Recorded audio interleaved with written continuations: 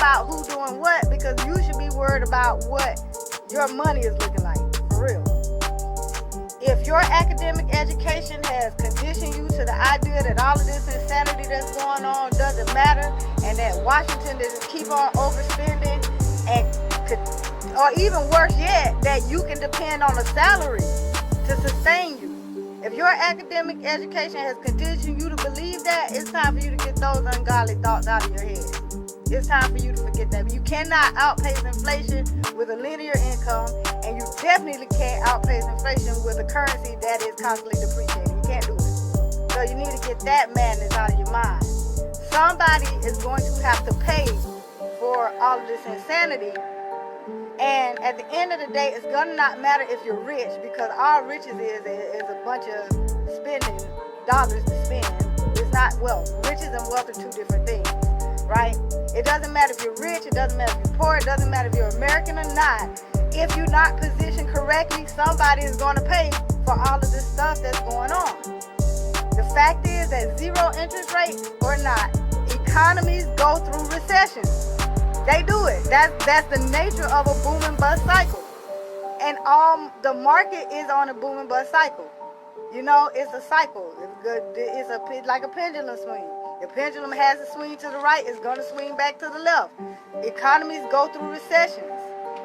And if you allow yourself to be fooled to believe otherwise, you're going to end up in a dangerous situation, right? You don't have time. That steepening of that yield curve, that's not an illusion. That's not a joke. That's not just something that is made up. It's real, and the clock is steadily ticking. Time is running out, you know? And so here's what you need to understand. What you need to understand right now, if you understand nothing else, you need to understand that the greatest market profits happen right before a recession, right? So whenever it's time for a recession to happen, it's not necessarily a bad thing if you know what to look for and what to do. It's a bad thing when you have no plan. If you have no plan, then it becomes a bad thing. But if you know what to look for and know how to create a viable plan, then it's not such a bad thing, because you know that the greatest profits are made right before that downturn. Or during a depression or recession is when more millionaires are made, because that's the time when you can create the profit margins that you need if you know what to do. You know how to allocate your funds, right?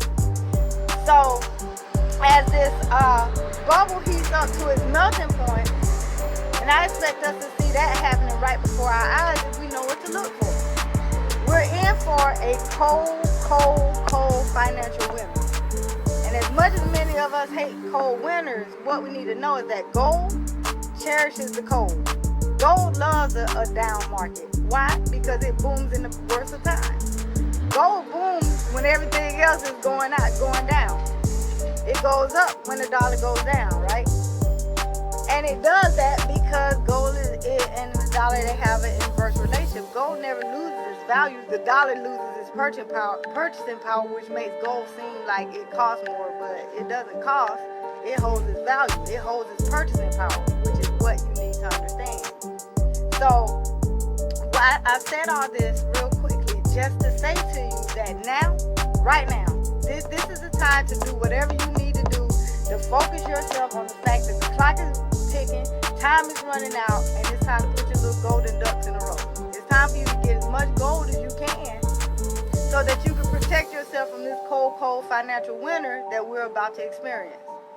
Otherwise, you can't blame anybody else when you don't have what you need, because the responsibility has to be on you. This is what I'm telling you. We don't have time. We don't have time to be beefing. We don't have time to be backbiting, talking, gossiping, blaming, none of that. All we got time to be doing is focusing on our financial sovereignty and how to get it. We have time to be focused on our economy. We don't even have time to be worried about what Trump doing. He's doing whatever he's doing because his house is straight. That's what you need to get in your mind. His house is fine. He knows what he's doing financially. You don't know what you're doing. You need to be focused on doing what you need to do in your own home to make your household economy the way that it needs to be.